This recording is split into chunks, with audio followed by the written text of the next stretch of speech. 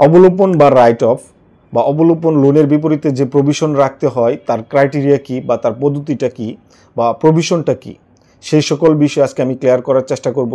পাশাপাশি অবলোপন লোন আদায় করার ক্ষেত্রে বাংলাদেশ ব্যাংকের যে নতুন নির্দেশনা দিয়েছে যে এর সাথে যত সংশ্লিষ্ট কর্মকর্তা থাকবে তাদেরকে প্রণোদনা দেওয়া যেতে পারে এবং ক্লায়েন্টদেরকে একটি নির্দিষ্ট সময় অর্থাৎ 30 দিন সময়ের নোটিশে সেই লোনটিকে অবলোপনে নিয়ে যেতে পারে, বা যে লোনটি হচ্ছে টানা 2 বছর মন্দ বা ক্ষতিজনক বা হচ্ছে ভবিষ্যতে আদায় করার সম্ভাবনা খুবই ক্ষীণ, সেই লোনটিকে অবলোপনের দিকে নিয়ে যাওয়া যেতে পারে। সেই বিষয়ে একটি নীতিমালা জারি করেছে বাংলাদেশ ব্যাংক। আজকে সেই বিষয়গুলো আমি আসলে ক্লিয়ার করার চেষ্টা করব। মূলত একটি ব্যাংক লোন দেওয়ার মাধ্যমেই ইনকাম করে থাকে, পাশাপাশি বিভিন্ন সেক্টর থেকে বিভিন্ন ধরনের কমিশন পেয়ে থাকে, কিন্তু লোনটাই হচ্ছে তার বিজনেসের মেইন পার্ট। অর্থাৎ 4 রকমের লোন দিয়ে থাকে ব্যাংকগুলো। যেমন কন্টিনিউয়াস লোন, যে ক্ষেত্রে এমন একটা লোন অ্যাকাউন্ট থাকবে, সেটা হচ্ছে ক্লায়েন্টের জামানতও থাকবে এবং সেখানে একটি নির্দিষ্ট সময় বেঁধে দেওয়া হবে এবং তার একটা সীমা মেনশন করে দেওয়া হবে এবং সেই অ্যাকাউন্টে সেই সীমার ভিত্তিতে সে লোন সে একটা চেকের মাধ্যমে টাকা তুলতে পারবে এবং যেদিন সে টাকাটা তুলবে সেদিন থেকেই তার একটি লোন অ্যাকাউন্ট বা লোন হিসেবে কাউন্ট হবে। অর্থাৎ সে চাইলে আবার সেই লোনের বিপরীতে সে আবার ডিপোজিট রাখতে পারবে। অর্থাৎ সে যদি আজকে 1 লাখ টাকা তুলে ফেলে, সেখান থেকে সে 1 লাখ টাকাই তার লোন হিসেবে কাউন্ট হবে। সে যদি 3 দিন পর সে 50,000 টাকা ডিপোজিট করে দেয়, তাহলে সেই অনলি 3 দিনের জন্য 1 লাখ টাকার ইন্টারেস্ট দেবে, আর বাকি 50,000-এর জন্য বাকিটা যতদিন পর্যন্ত পরিশোধ না করবেন ততদিন পর্যন্ত তাকে ইন্টারেস্ট দিতে হবে। অর্থাৎ অনেকটা সিসি লোন, সেটাকে বলা হয় কন্টিনিউয়াস লোন। তারপর আসি হচ্ছে ডিমান্ড লোন। যখন কোনো একটি ব্যাংক তার ক্লায়েন্টের বিপরীতে গিয়ে বা তার পক্ষ নিয়ে অন্য একটি ব্যাংকে গ্যারান্টি দিয়ে থাকে যে আমার ক্লায়েন্ট সেই দিন বা ওই নির্দিষ্ট দিন অর্থটা পরিশোধ না করলেও আমি আপনাকে দিয়ে দেব, অর্থাৎ সেই সময় যদি ক্লায়েন্ট অর্থটা পরিশোধ করতে ব্যর্থ হন কিন্তু তার পক্ষ নিয়ে প্রথম ব্যাংকটি ওই ব্যাংকে জাস্ট টাকাটা পরিশোধ করে দেয়, অর্থাৎ যেদিন সেই টাকাটা পরিশোধ করে দেবেন অর্থাৎ দিয়ে দিবে, সেদিন থেকে তার জন্য ওই ক্লায়েন্টের বিপরীতে একটি লোন অ্যাকাউন্ট ক্রিয়েট হবে, অর্থাৎ লোন ক্রিয়েট হবে, সেটাই হচ্ছে ডিমান্ড লোন। তারপরে আসি হচ্ছে ফিক্সড টার্ম লোন, অর্থাৎ এটার একটি নির্দিষ্ট সময় থাকবে এবং একটা কিস্তি থাকবে, অর্থাৎ মাসিক, ত্রৈমাসিক বা ইয়ারলি কিস্তি থাকবে। তাছাড়া ওই লোনের এগেনস্টে জামানত থাকবে। সেই লোনগুলোকে ফিক্সড টার্ম লোন বলা হয়, অর্থাৎ house building loan, car loan, অর্থাৎ বা কোনো ধরনের বিজনেসের পারপাসে যদি হঠাৎ কেউ লোন নিয়ে থাকে সেই লোনগুলোকে ফিক্সড টার্ম লোন বলা হয়। তারপর আসি short term agricultural credit loan. এই লোনটা অনেক সময় বাংলাদেশ ব্যাংকের নির্দেশনা মোতাবেক অনেক সময় কৃষি খাতে, তাছাড়া গরু মোটাতাজাকরণ বা ফসল উৎপাদনের সময় বা সিজনাল একটা লোন দিয়ে থাকতে হয় বা লোন দিতে হয়, সেই লোনগুলোকে শর্ট টার্ম এগ্রিকালচারাল ক্রেডিট বলা হয়। এখন আসি ব্যাংকগুলো লোনগুলোকে 2 ভাগে ভাগ করে নেন। যখন কোনো একটি লোন দেওয়া হয় তখনই তাকে জাস্ট স্ট্যান্ডার্ড 0 লেভেল হিসেবে বিবেচনা করা হয়। তারপর যখন কোনো একটা ক্লায়েন্ট সে একটি কিস্তি মিস করেন তখন তাকে স্ট্যান্ডার্ড 1 হিসেবে বিবেচনা করা হয়। যখন ক্লায়েন্ট 2টি কিস্তি মিস করে কোনো একটা লোনের বিপরীতে, তখন তাকে স্ট্যান্ডার্ড 2 হিসেবে বিবেচনা করা হয়। যখন একটি ক্লায়েন্ট পরপর 3টি কিস্তি মিস করে থাকেন তখন তাকে স্পেশাল মেনশন অ্যাকাউন্ট হিসেবে ট্রিট করা হয়, অর্থাৎ ততটুকু পর্যন্ত সেই অ্যাকাউন্টগুলোকে জাস্ট আনক্লাসিফাইড অ্যাকাউন্ট হিসেবে বিবেচনা করে থাকে ব্যাংকগুলো। তারপর যখন 3টার বেশি কিস্তি পরিশোধ করতে না আসে তখন তাকে এসএস বা সাবস্ট্যান্ডার্ড হিসেবে বিবেচনা করে থাকে ব্যাংক, অর্থাৎ 3 কিস্তির বেশি যখন কেউ পরিশোধ না করে তখন তাকে সাবস্ট্যান্ডার্ড অ্যাকাউন্ট হিসেবে বিবেচনা করে থাকে। দেন যখন 6টা কিস্তির বেশি পরিশোধ না করে কোনো ক্লায়েন্ট, তখন ওই অ্যাকাউন্টকে ডাউটফুল বা ওই ক্লায়েন্টকে ডাউটফুল হিসেবে বিবেচনা করা হয়। তারপর যখন একাধারে 12টি কিস্তির অধিক কেউ যখন পরিশোধ না করে তখন সে অ্যাকাউন্টটিকে ব্যাড অ্যান্ড লস অথবা বিএল হিসেবে ট্রিট করা হয়। বিএলএ 12 মাস, তারপর থেকে আরও 12 মাস কন্টিনিউ হলে তখন ব্যাংক যখন মনে করবে যে এই লোনটি হচ্ছে আসলে অনেকটা মন্দ, ক্ষতিজনক আমাদের জন্য বা ভবিষ্যতে আদায় করার সম্ভাবনা খুবই ক্ষীণ, তখন ব্যাংক জাস্ট চাইলেই সেই লোনটিকে অবলোপনের দিকে নিয়ে যেতে পারে। অর্থাৎ ব্যাংক যদি মনে করে তার এগেনস্টে যে জামানত রয়েছে সেটাকে সেল করে সমন্বয় করা সম্ভব নয়, বা তার ইন্টারেস্ট এবং প্রিন্সিপাল অ্যামাউন্ট নিয়ে তার অ্যামাউন্ট তার জামানতের যেই সেল ভ্যালু হবে তার চেয়ে অনেক বেশি হবে, তখনই ব্যাংক চাইলে সেই অ্যাকাউন্টটিকে বা সেই লোনটিকে অবলোপন বা রাইট অফের দিকে নিয়ে যেতে পারে।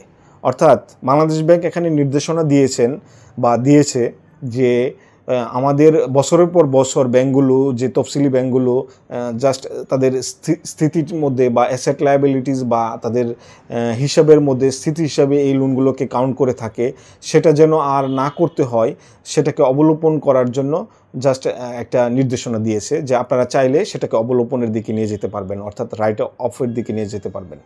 অর্থাৎ এই ক্ষেত্রে ব্যাংকের নির্দেশনা হচ্ছে যে আপনাদেরকে 100% বা শতভাগ হচ্ছে প্রভিশন রাখতে হবে। এখন আসি প্রভিশনটা কীভাবে রাখতে হয় বা কেন রাখতে হয়।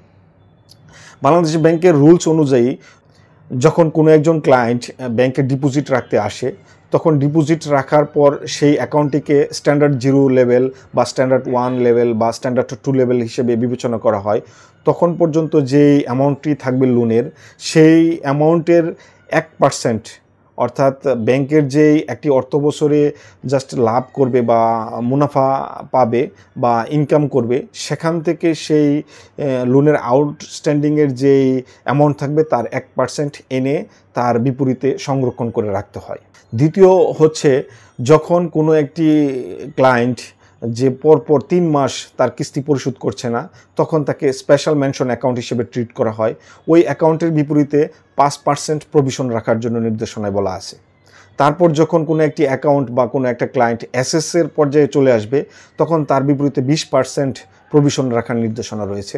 যখন ডিএফ পর্যায়ে চলে আসবে, তখন সেখানে 50% প্রভিশন রাখার নির্দেশনা রয়েছে। যখন বিএল বা ব্যাড অ্যান্ড লস পর্যায়ে চলে আসবে, তখন সেই লোনের এগেনস্টে যতটুকু ডিও অ্যামাউন্ট থাকবে তার জাস্ট 100% জাস্ট প্রভিশন থেকে নিয়ে সেইটাকে রিজার্ভ রাখতে হবে বা সেই প্রভিশন রাখতে হবে ব্যাংকগুলোকে। সেই নির্দেশনা ইতিমধ্যে অনেক আগে থেকেই নির্দেশনা দিয়ে রেখেছে বাংলাদেশ ব্যাংক। এখন নতুন সেই নির্দেশনায় কি বলা আছে? বলা আছে যখন ব্যাংকগুলো মনে করবে যে কোনো একটা লোন ব্যাড অ্যান্ড লস হয়ে গেছে, তারপর মনে হচ্ছে আরও 1 বছর পার হয়ে গেছে এবং ব্যাংকগুলো মনে করছে যে এই লোনটা ভবিষ্যতে আদায় করার সম্ভাবনাটি খুবই ক্ষীণ, তখন সেই লোনকে অবলোপনের দিকে বা রাইট অফের দিকে নিয়ে যেতে পারবে বলে জাস্ট নির্দেশনা বলা আছে। তবে শর্ত দিয়েছে যে 30 দিনের একটা নোটিশ দিয়ে ওই ক্লায়েন্টকে তারপর অবলোপনের দিকে নিয়ে যেতে হবে এবং শতভাগ প্রভিশন রাখতে হবে তার এগেনস্টে। এখন আসি যে অবলোপনটা আসলে এমনি নর্মালি ব্যাংকগুলো কীভাবে রাখে বা কী ক্রাইটেরিয়া ফলো করে। প্রথমে যখন দেখে 2 বছর মন্দ বা ক্ষতিজনক মনে হয় বা তার বিপরীতে যে জামানত রয়েছে সেটা সেল করে তার সমন্বয় করা সম্ভব নয়, তখন ব্যাংকগুলো সেটাকে অবলোপনের দিকে নিয়ে যায়। অর্থাৎ তখন ওই ক্লায়েন্টকে একটা লিগাল নোটিশ দিয়ে থাকে। সেই লিগাল নোটিশের যখন জবাব না আসে, তখন 1 মাস বা 1.5 মাস পার হওয়ার পর তার এগেনস্টে অর্থঋণ আদালতে একটা মামলা দায়ের করে থাকে ব্যাংকগুলো। তারপর যখন তারা এই বিষয়ে যোগাযোগ করতে না আসে, তারপরেই তারা যদি মনে করে যে এটা কোনোভাবেই আদায় করা সম্ভব নয়, তখনই তারা জাস্ট ব্যাংকের যে হিসাবের স্থিতি রয়েছে সেখান থেকে সেটাকে রিমুভ করার জন্য তখন প্রফিট থেকে নিয়ে শতভাগ প্রভিশন রেখে সেটাকে সমন্বয় করার চেষ্টা করে থাকে। অর্থাৎ সেটাকে অবলোপন বা রাইট অফ বলা হয়। অর্থাৎ কোনোভাবে ক্লায়েন্ট কিন্তু সেখান থেকে মুক্তি পাবে না।